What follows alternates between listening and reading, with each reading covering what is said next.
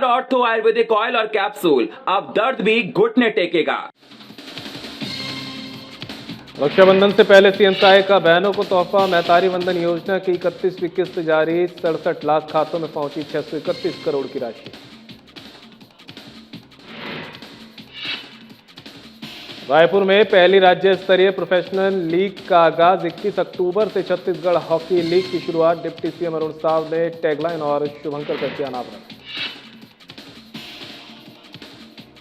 सहकारी बैंक की वार्षिक सभा में बड़ा फैसला। सचिन बघेल ने आईएमपीएस सुविधा का किया शुभारंभ। ग्राहकों को मिलेगी तत्काल राशि हस्तांतरण सुविधा। राज्य स्तरीय शालेय क्रीड़ा प्रतियोगिता का समापन। बस्तर ने जीती ओवरऑल चैंपियनशिप। मलखंभ और हैंडबॉल में खिलाड़ियों ने दिखाया दम। छत्तीसगढ़ शिक्षक संघर्ष मोर्चा का जोरदार प्रदर्शन। 5 सूत्रीय मांगों को लेकर सड़कों पर उतरे शिक्षक। जिला शिक्षा अधिकारी को सौंपा ज्ञापन।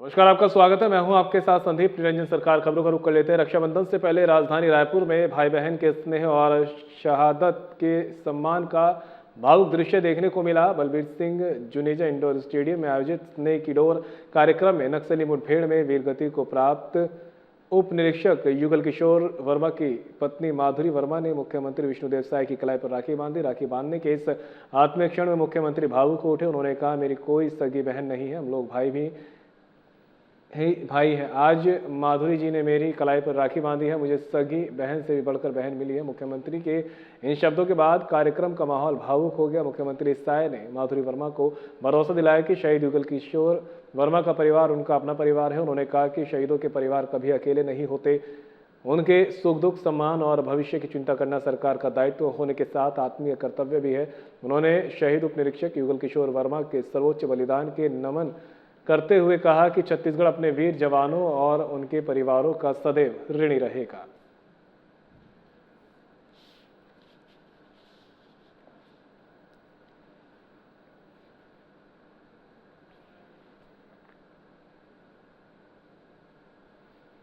रक्षाबंधन से पहले डोंडीलोहारा में आयोजित मैतारी वंदन सम्मान समारोह में मुख्यमंत्री विष्णुदेव साय ने प्रदेश की माताओं बहनों को बड़ी सौगात दी। मुख्यमंत्री ने 67,28,918 हितग्राहियों के बैंक खातों में मैतारी वंदन योजना की 31वीं किस्त के रूप में 631 करोड़ 38,37,700 की राशि अंतरित की।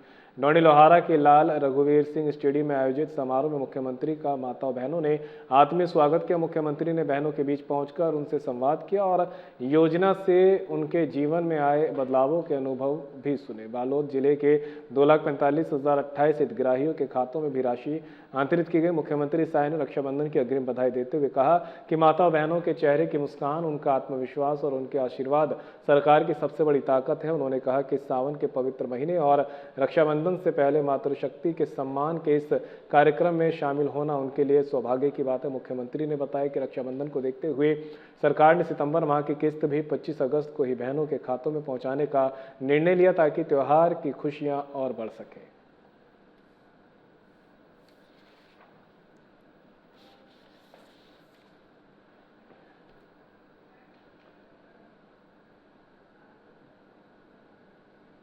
छत्तीसगढ़ में हॉकी को नई पहचान देने की तैयारी शुरू हो गई है। खेल एवं युवा कल्याण विभाग द्वारा हॉकी इंडिया से मान्यता प्राप्त छत्तीसगढ़ हॉकी लीग के पहले सीजन का आयोजन किया जा रहा है। राजधानी रायपुर के सरदार वल्लभ भाई पटेल अंतर्राष्ट्रीय हॉकी स्टेडियम में होने वाली ये लीग देश की पहली राज्य स्तरीय प्रोफेशनल हॉकी लीग होगी, जिसे हॉकी इंडिया लीग की तर्ज पर व्यावसायिक स्वरूप में आयोजित किया जाएगा।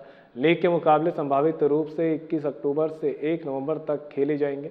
उप मुख्यमंत्री अरुण साव ने नवीन विश्राम भवन में लीग के लोगो, टैगलाइन और शुभंकर का अनावरण किया। उन्होंने बताया कि लीग का मुख्य उद्देश्य छत्तीसगढ़ की युवा हॉकी प्रतिभाओं को बड़ा मंच देना और उन्हें देश के सर्वश्रेष्ठ खिलाड़ियों के साथ खेलने व उनसे सीखने का अवसर उपलब्ध कराना है। पहले सीजन में प्रदेश के अलग अलग क्षेत्रों का प्रतिनिधित्व करने वाली 6 टीमें मैदान में उतरेंगी।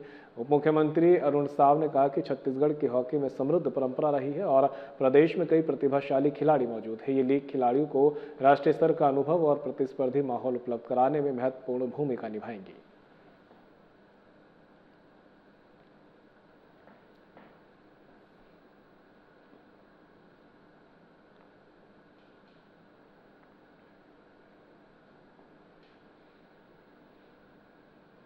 गरियाबंद जिले में खेल प्रतिभाओं को नया मंच देने और युवाओं को खेलों से जोड़ने की तैयारी तेज हो गई है। क्रीड़ा भारती की क्रीड़ा ज्ञान परीक्षा 2026 को लेकर बुधवार को गरियाबंद सर्किट हाउस में महत्वपूर्ण बैठक आयोजित की गई। बैठक में क्रीड़ा भारती छत्तीसगढ़ के प्रांत मंत्री सुमित उपाध्याय, जिला अध्यक्ष शारद पारकर, उपाध्याय अजय रोहरा और जिला मंत्री पूरणलाल यादव मौजूद रहे। बैठक में जिले के विभिन्न खेलों से जुड़े खिलाड़ियों और कोच से संवाद कर खेलों की स्थिति, खिलाड़ियों की समस्या और उपलब्ध संसाधनों की जानकारी ली गई।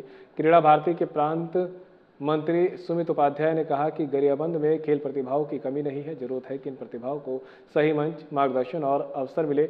उन्होंने कहा कि खेल युवाओं में अनुशासन, नेतृत्व क्षमता, आत्मविश्वास और व्यक्तित्व निर्माण का माध्यम भी है। इसी उद्देश्य से 6 सितंबर 2026 को क्रीड़ा ज्ञान परीक्षा आयोजित की जाएगी। ऑनलाइन होने वाली परीक्षा में प्रतिभागी सुबह 5 बजे से शाम 5 बजे के बीच अपनी सुविधा के अनुसार शामिल हो सकेंगे। परीक्षा में 20 मिनट में 50 प्रश्नों के जवाब देने होंगे। न्यूनतम 12 वर्ष आयु वाले प्रतिभागी मोबाइल, लैपटॉप, कंप्यूटर या टैबलेट के माध्यम से परीक्षा दे सकेंगे। इसके लिए 20 रुपये सहयोग राशि निर्धारित की गई है। परीक्षा में आकर्षक नगद पुरस्कार भी रखे गए हैं। क्रीड़ा भारती के उपाध्यक्ष अजय रोहरा ने कहा कि संगठन का उद्देश्य सिर्फ प्रतियोगिताएं आयोजित करना नहीं, बल्कि खिलाड़ियों की प्रतिभा को पहचान दिलाकर उन्हें आगे बढ़ने के लिए बेहतर मंच उपलब्ध कराना है।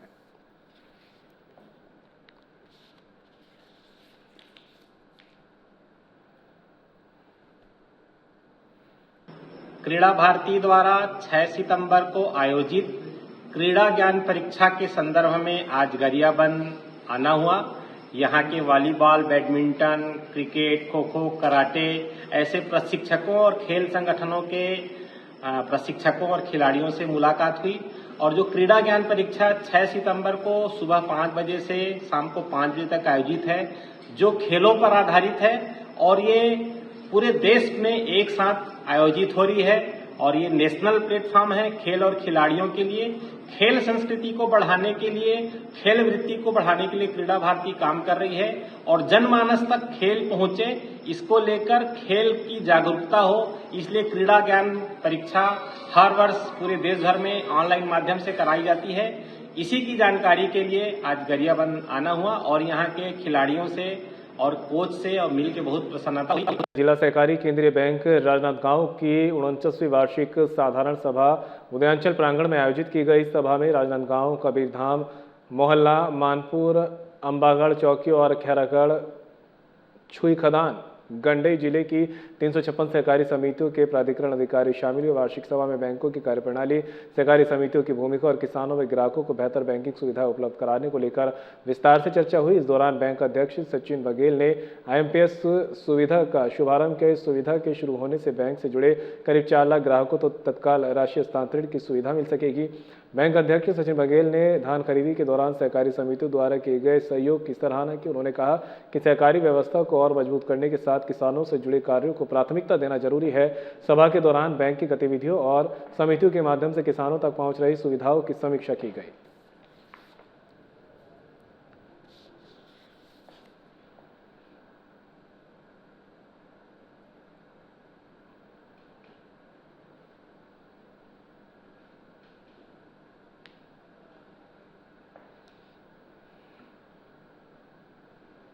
दुर्ग में यातायात नियमों का उल्लंघन करना एक कार चालक को भारी पड़ गया। सेंट्रल एवेन्यू मार्ग पर विशेष वाहन चेकिंग के दौरान यातायात पुलिस ने बिना नंबर चल रही एक कार को पकड़ा। जांच में कार पर ब्लैक फिल्म और अनधिकृत मॉडिफिकेशन पाया गया। चेकिंग के दौरान चालक वैध ड्राइविंग लाइसेंस और वाहन के जरूरी दस्तावेज भी प्रस्तुत नहीं कर सका। वहीं वाहन में किए गए मॉडिफिकेशन के लिए RTO की अनुमति भी नहीं दिखाई गई। इसके बाद यातायात पुलिस ने कार को जब्त कर न्यायालय में पेश किया। न्यायालय ने विभिन्न यातायात नियमों के उल्लंघन पर चालक को 16,000 रुपये के अर्थदंड से दंडित किया। पुलिस ने कार से ब्लैक फिल्म भी हटाई। साथ ही चालक को भविष्य में बिना नंबर वाहन चलाने, अनधिकृत मॉडिफिकेशन और नियम विरुद्ध ब्लैक फिल्म का इस्तेमाल नहीं करने की समझाइश दी। यातायात पुलिस ने वाहन चालकों से अपील की है कि वे वाहनों में अनधिकृत बदलाव ना करें, नियम विरुद्ध ब्लैक फिल्म का इस्तेमाल ना करें और वाहन चलाते समय वैध ड्राइविंग लाइसेंस समेत अपने जरूरी दस्तावेज साथ रखें।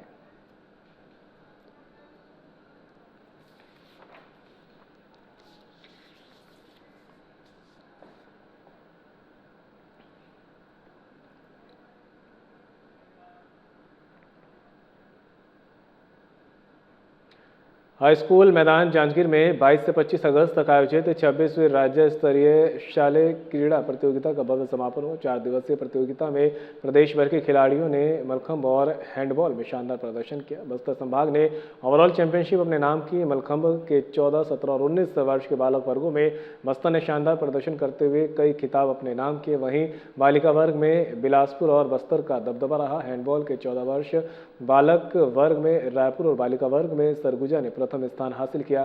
समापन समारोह में विजेता और उपविजेता टीमों को पुरस्कार देकर सम्मानित किया गया। मुख्य अतिथि जिला पंचायत उपाध्यक्ष गगन जयपुरिया ने कहा कि खेल में जीत हार से अधिक महत्वपूर्ण खिलाड़ी भावना है। सभी खिलाड़ियों ने उत्कृष्ट प्रदर्शन कर खेल भावना का परिचय दिया। नगरपालिका अध्यक्ष रेखा गरेवाल ने कहा कि जांजगीर के लिए ये गौरव का अवसर है कि प्रदेश भर से आए प्रतिभाशाली खिलाड़ियों की मेजबानी करने का अवसर मिला।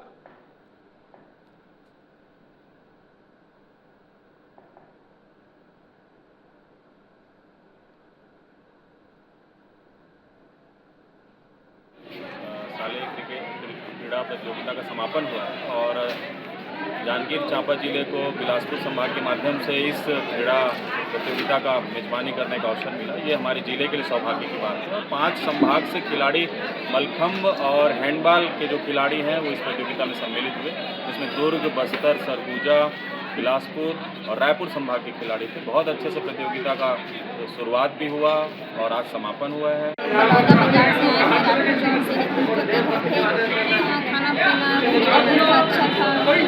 मलखंब हैंडबॉल का शुक्रिया अदा करना चाहता हूँ कि इतनी अच्छे से इस कार्यक्रम को समेत बहुत सारे जनप्रतिनिधि यहाँ पर उपस्थित हुए और इस प्रतियोगिता का शानदार आयोजन यहाँ पर किया गया, जिसमें हैंडबॉल बालक बालिका 14 वर्ष और मलखंब बालक बालिका 14, 17, 19 वर्ष का आयोजन हुआ, जिसमें ओवरऑल चैंपियनशिप का खिताब बस्तर संभाग ने जीता है और बच्चे बहुत उत्साहित हैं और एक शानदार आयोजन का मजा लेकर सभी अपने घर में एक नई याद लेकर यहाँ से जा रहे हैं। आप सभी मीडिया कर्मियों का भी बहुत बहुत धन्यवाद। गरियाबंद जिले में शिक्षकों की लंबित मांगों को लेकर छत्तीसगढ़ शिक्षक संघर्ष मोर्चा ने जोरदार प्रदर्शन किया। जिले भर से बड़ी संख्या में शिक्षक रैली में शामिल हुए और शासन प्रशासन के खिलाफ अपनी आवाज बुलंद की। प्रदर्शन के बाद शिक्षकों ने मुख्यमंत्री, स्कूल शिक्षा मंत्री, स्कूल शिक्षा विभाग के सचिव, संचालक और जिला शिक्षा अधिकारी गरियाबंद के नाम ज्ञापन सौंपा। शिक्षकों ने टीईटी की अनिवार्यता समाप्त करने समेत 5 सूत्रीय मांगों को लेकर शासन का ध्यान आकर्षित किया। रैली के दौरान शिक्षकों ने वर्षों से लंबित समस्याओं का जल्द निराकरण करने की मांग की।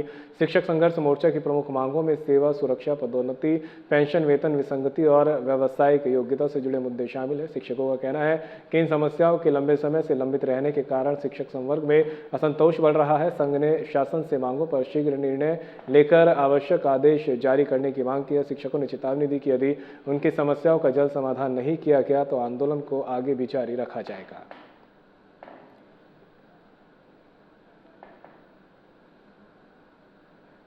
प्रधानमंत्री ई बस सेवा योजना के प्रभावी क्रियान्वयन को लेकर नगरीय प्रशासन एवं विकास विभाग के प्रमुख सचिव सोनमणि बोरा ने केंद्रीय आवासन एवं शहरी कार्य मंत्रालय के निर्देशन भानु प्रताप सिंह भदौरिया के साथ अधिकारियों की बैठक ली। बैठक में योजना के संचालन, विस्तार और इंफ्रास्ट्रक्चर को से जुड़ी तैयारियों की समीक्षा की गई। बैठक में route planning, bus stop, depot, charging infrastructure और कमांड एंड कंट्रोल सिस्टम सहित विभिन्न विषयों पर विस्तार से चर्चा हुई। प्रधानमंत्री ई बस सेवा योजना के तहत छत्तीसगढ़ के रायपुर, बिलासपुर, दुर्ग और कोरबा नगर निगमों के लिए कुल 240 इलेक्ट्रिक बसों की स्वीकृति मिली है। अधिकारियों ने कहा कि ई बसों के रूट का निर्धारण शहरों की वास्तविक परिवहन जरूरतों और नागरिकों की सुविधाओं को ध्यान में रखकर किया जाना चाहिए।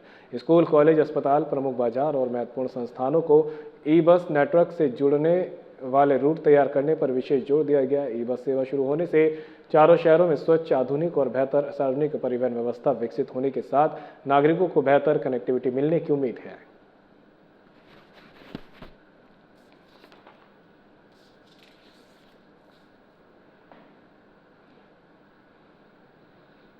बस्तर के चित्रकूट रेंज के दुर्गम पहाड़ी वन क्षेत्र में ग्रामीण बच्चों द्वारा तेंदुए के एक शावक को जंगल से उठाकर गांव ले आने का मामला सामने आया। घटना की जानकारी मिलते ही वन विभाग ने तत्काल रेस्क्यू ऑपरेशन शुरू किया और करीब 48 घंटे की निगरानी के बाद दोनों शावकों को उनकी मां से मिला दिया। जानकारी के मुताबिक घटना 22 अगस्त की है। तेंदुए के शावक को ग्रामीण बच्चे जंगल से उठाकर गाँव ले आए थे। सूचना मिलने पर वन विभाग की रेस्क्यू टीम देर रात संबंधित गाँव पहुंची और शावक को सुरक्षित अपने संरक्षण में लिया। इसी दौरान टीम को दूसरा तेंदुआ शावक भी मिला। बताया जा रहा है कि दोनों शावक अपनी मां से बिछड़ गए थे। वन विभाग की टीम ने दोनों शावकों को सुरक्षित स्थान पर एक साथ रखा और उनकी गतिविधियों पर नजर रखने के लिए आसपास ट्रैप कैमरे लगाए। करीब 48 घंटे तक निगरानी के बाद सोमवार रात मादा तेंदुआ वापस मौके पर पहुंची। वन विभाग की मौजूदगी में मादा तेंदुए दोनों शावकों को अपने साथ लेकर जंगल की ओर चल गई। इस तरह रेस्क्यू टीम के प्रयास से दोनों शावकों को सुरक्षित रूप से उनकी मां से पुनर्मिलन हो गया।